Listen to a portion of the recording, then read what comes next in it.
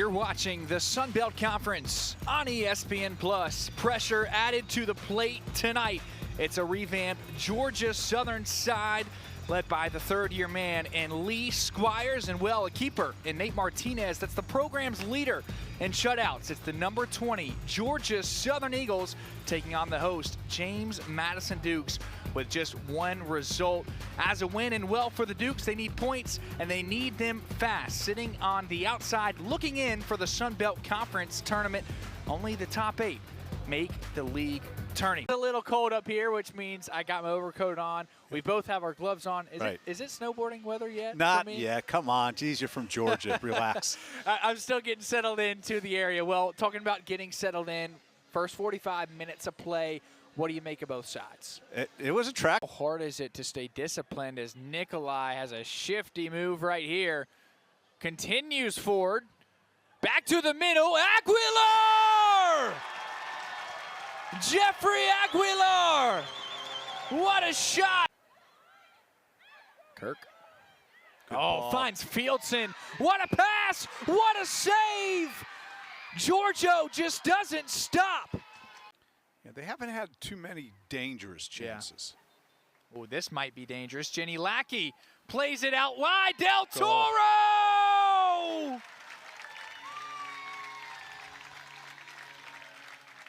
The freshman with goal number 1 as a Duke. Out of that 8th place spot, which right now is being held by Old Dominion. Well, and if you look at it, Piper, James Madison will take on Old Dominion for Halloween. That matchup is going to be huge. The Monarchs actually take on Marshall tonight. We know how good Marshall is. So this is looking forward, but if the Dukes could at least get a draw, and if Old Dominion were to fall to Marshall, you're looking at a potential James Madison chance to tie ODU. Now, again, that is assuming a lot and thinking forward a lot. Sure. Georgia Southern in the double digits in the wins category this season. 10 victories, just 3 losses, and 1 draw. 3-3 inside the Sun Belt. Now, when you look at their past 5 matchups, they're just 2-3. Well, you know what, and that's concerning. You know, if you're the coaching staff, you don't need your team to go off the boil as you're heading towards conference play. So for them, they're looking to come out of here tonight with 3 points. Well, and specifically, Dave, talking about conference play, Georgia Southern has lost 3 of their past 4 Sun Belt matchups as the Eagles have it in the 18. Played out wide. Here's Pixley. Pixley laced it over the block, and it finds its way in.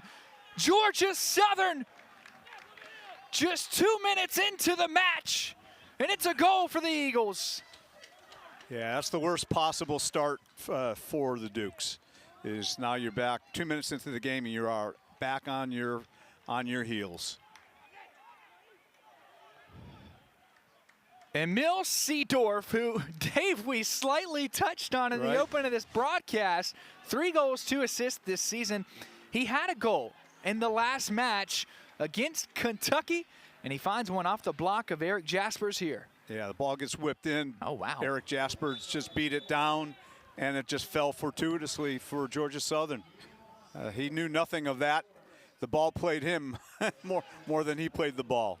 You can't ask for a better start if you're Georgia Southern, and you can't ask for a worse start if you're James Madison, a team that is 1-9-3 this season, 0-5-1 in the Sun Belt. You know, and if you look at the results that JMU has put up, a lot of their games have been 1-goal games. So it's not like they've been run over. They just haven't had a lot of the breaks that you really need to get something to turn around on a positive note. And James Madison, a team, if you just go back to a year ago, you're looking at a team that was inside the top 10, playing a top 10 matchup. Now, of course, the last game for Georgia Southern against Kentucky, who now has Kevin Larson and Sebastian Conlon. And, well, Kevin Larson has continued to just be a thorn in the side of Georgia Southern. Kevin Larson tabbed a brace. Coach Squires said Larson might have more goals in Statesboro than his team has in Statesboro.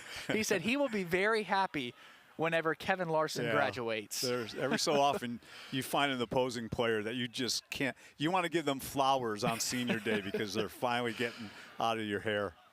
And Georgia Southern, their last match, it was a 2-1 loss against number 25 Kentucky. A 1-1 game up until the 64th minute when Larson got his second goal. But Emil Seedorf, he did pick up a goal. It was actually a penalty kick that was blocked, and then he followed it up with a strike. Georgia Southern statistically actually better in the first half this season. Outshoot their opponents 83-61. You see Milo Ray down on the pitch, sophomore out of Portland, Oregon. And we highlighted Florentino Jr., Dave, but I think a big part of this conversation as well is going to be Milo Ray and Cameron Arnold. Yeah, the midfield is what makes a team go, and this they've been sputtering a little bit. We've seen some upside, but they really need to get a flow going here. Well, here is a deep set piece for Aiden Melville. Melville, a graduate out of Portland, Maine, had a header goal against Princeton, a top 5 team in the country. A 1-1 draw against the Tigers here at Centera. Yep, great game. And we heard it from Piper. Coach Squires alluded to that match saying, we cannot fall asleep. This is a good James Madison team. You can't look at their record because that is very deceiving. Right. And, well, they started off about as strong as you can. Well, coaches will say that to their teams all the time, but, you know, you're dealing with 18 to 22-year-old youngsters, and sometimes they look at that and go, yeah, right, coach. So, but you're right. This was a good start for them.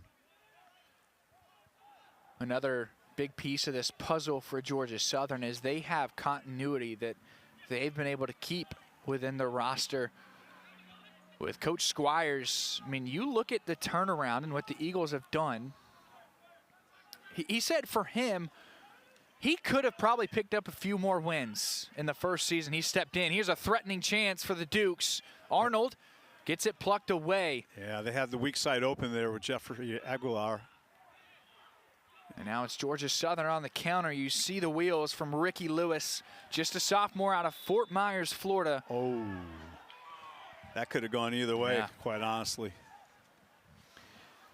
And so this is the turnaround I'm referring to. The past 2 seasons, 16 wins, 10 losses, 5 draws. But the previous 4 years, just 8 wins and 44 losses. And what I was leading to with Coach Squires, he said that first year, I probably could have gotten a few more wins for the squad if maybe things looked a bit different. But it wasn't about necessarily doing that jumping in. It was about building the program. Sure. And I thought that spoke volumes to the forethought and looking forward for what Georgia Southern soccer is and could be. Here's a set piece. Goes back post. Austin Rome, 33 in purple for the Dukes. A graduate out of Bowie, Maryland. Experienced player for the Dukes. No, and that's very insightful for him because, you know, good programs are based on the identity of what they're trying to do culturally. Headed back. Opportunities. High header over the arms of Eric Jaspers. Things that they're trying to do, and that isn't done in 1 year. That is sometimes a slow build. This has been relatively quick over the last year and a half or so. And Georgia Southern this season with 6 freshmen, 10 sophomores, 6 juniors, 6 seniors, very spread out. 19 international players on this roster, 10 different countries represented. Jeffrey Aguilar plays it to Arnold. Arnold wears the captain band, and it'll be a goal kick for the Eagles. And that would be something that I haven't had a chance to look at. But when Coach Squires took it over, I'm wondering what the international to domestic balance looked like. Because, I mean, you know, right now on starting 11 here, there are 8 internationals on the field. Yeah. And, you know, we make a lot of that all the times. With these kids grow up, that's their culture. This is not their second or third sport. Yeah. Oh, nice header to Lewis. Rome will play it out the other side. Moving forward is Seedorf. He's already got a goal early in this match. Crossed in. Now back post. Finds Ryan Holmes. Splitting sides of the post is Georgia Southern, 21 in white. Pablo Portero.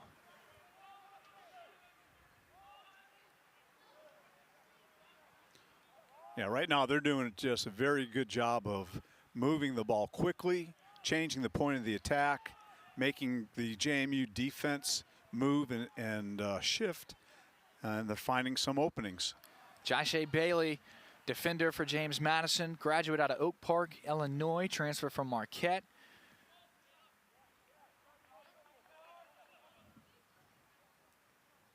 You see Lior Holtz out of Israel. His 14th start this season, another freshman on this Georgia Southern roster. The 20th ranked team in the country. They have been ranked for the longest time in a season in program history. Their 6th consecutive week inside the United Soccer Coaches Top 25.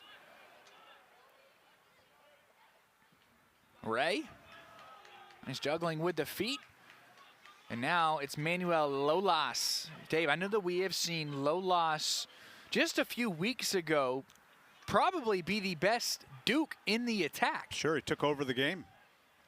And Lolas, I mean, he's got a goal and 3 assists this season. James Madison's lone win, it was a 2-0 victory against Iona here at Centera back on September 23rd.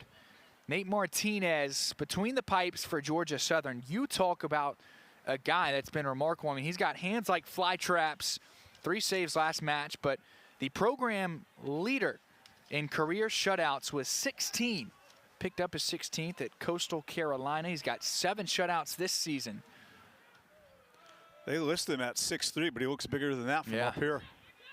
Out of Decatur, Georgia. This Ball's out. Yeah, it was out in the air. And JMU, they're going to restart quickly, and there's the whistle. Coach Squire saying, you're going to have to push that one back a bit more. Coach Zazinski was hoping for a quick break. Well, James Madison, we talked about it in their last match. Coach Zazinski is not letting this be any sort of excuse, but there's no ignoring what this schedule has been. It has been daunting, and we're not just talking about the Sun Belt. We know how good the conference is. Got to be careful in the back line. It's Finn Steele. Plays it over Mitch Pixley. Yeah, it's definitely been a perfect storm. You know, they have what, and when the schedule was put together a couple years ago, nobody knew that the non-conference teams would be as good as they are. Nobody predicted Georgia Southern would be in the top 20 as well. But also JMU lost, 14 key players last year. Yeah, I mean, James Madison, you look at 13 opponents that the Dukes have had. Of those 13, 5 are currently ranked inside the top 25. Not to mention even some of the teams that aren't right now. Were. They were. And even at the beginning of the season. Yeah, Gardner-Webb, Fordham, names that are not big, quote unquote, but very good clubs. Yeah, James Madison has dealt with the toughest schedule in the country, some could say. If you look across the top 25